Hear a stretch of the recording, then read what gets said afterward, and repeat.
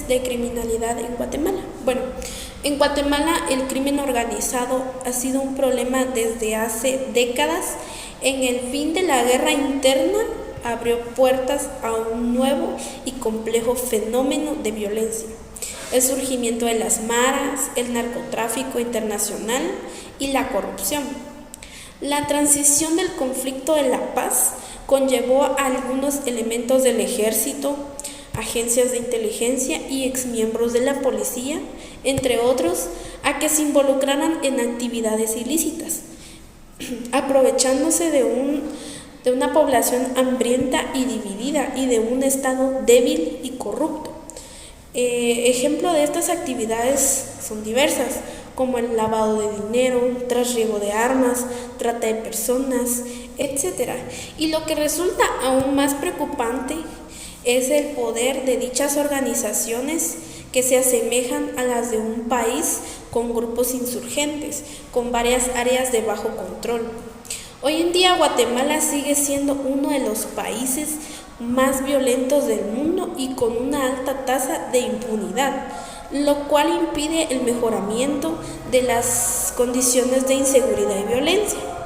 Actualmente las pandillas generan una parte importante de la violencia e inseguridad en las áreas urbanas del país. Un informe del 2017 estimó que el 41% de los homicidios se puede atribuir a las pandillas. Aunque su actividad no es exclusiva en la ciudad capital, en el 2014 el 87% de la violencia atribuida a las pandillas tuvo lugar en el departamento de Guatemala, la principal zona urbana del país. La Mara Salvatrucha y el barrio 18 son las que más dominan el país en general. Las pandillas que se sostienen con ingresos de extorsión y narcomenudeo y contribuyen a la violencia a través de disputas territoriales, confrontaciones con fuerzas del orden público y represalias contra testigos de un delito o quienes no obedecen a sus órdenes. Una parte también fundamental de los índices de violencia en Guatemala también son los homicidios, como habló mi compañera anteriormente.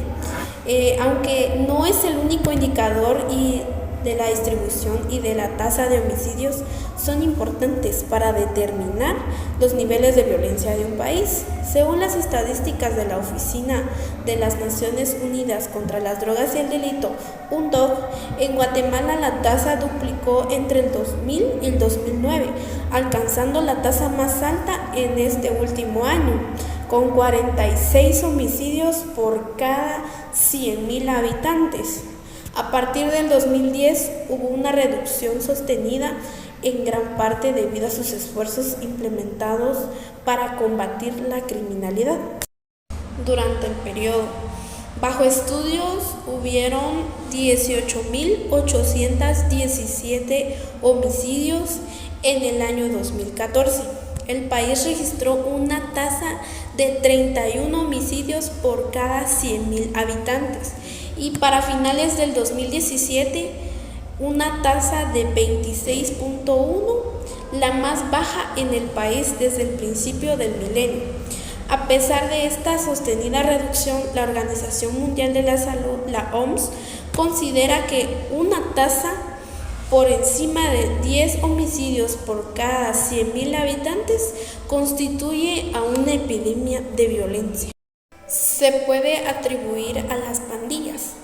Aunque su actividad no es exclusiva en la ciudad capital, en el 2014 el 87% de la violencia atribuida a las pandillas tuvo lugar en el departamento de Guatemala, la principal zona urbana del país. La Mara Salvatrucha y el barrio 18 son las que más dominan el país en general. Las pandillas que se sostienen con ingresos de extorsión y narcomenudeo y contribuyen a la violencia a través de disputas territoriales, confrontaciones con fuerzas del orden público y represalias contra testigos de un delito o quienes no obedecen a sus órdenes. Una parte también fundamental de los índices de violencia en Guatemala también son los homicidios, aunque no es el único indicador de la distribución y de la tasa de homicidios son importantes para determinar los niveles de violencia de un país. A continuación les presento unas tablas donde se lleva el conteo aproximadamente de cuánto ha incrementado la tasa de violencia y delitos en Guatemala. En enero del 2023 el índice aumentó el 0.2%, lo cual significa que las tasas de denuncias de los 9 delitos aumentaron en conjunto. Seguimos con el subíndice de delitos contra las personas, homicidios, secuestros, violaciones y lesiones. Este bajó el 0.2% respecto al mes anterior. Los homicidios aumentaron en enero del 2023 y la cifra es similar a la de enero del 2022. La tasa interanual bajó a 17 homicidios por cada 100.000 habitantes. A continuación, mi compañera Erenida Bravo Cano con el tema homicidio. Hay que hablar sobre homicidio. La palabra homicidio viene del latín homicidium, que significa acción de dar muerte a un ser humano, formado de la palabra homo, que significa hombre, ser humano. Para ser más verídico, homicidio es un delito que consiste en matar a una persona sin que exista premeditación o otra circunstancia grande.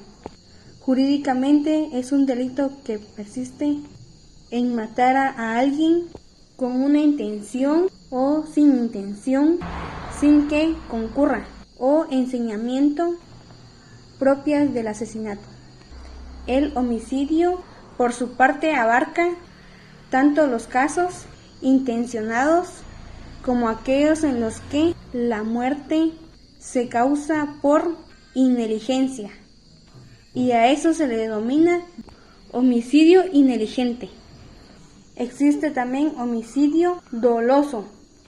Es cuando existe la intención positiva de inferir la muerte a la víctima. Es decir, que el sujeto activo tiene la capacidad de querer y entender las consecuencias de su conducta y producir el resultado de muerte. Esos son los dos tipos de homicidio que le he explicado.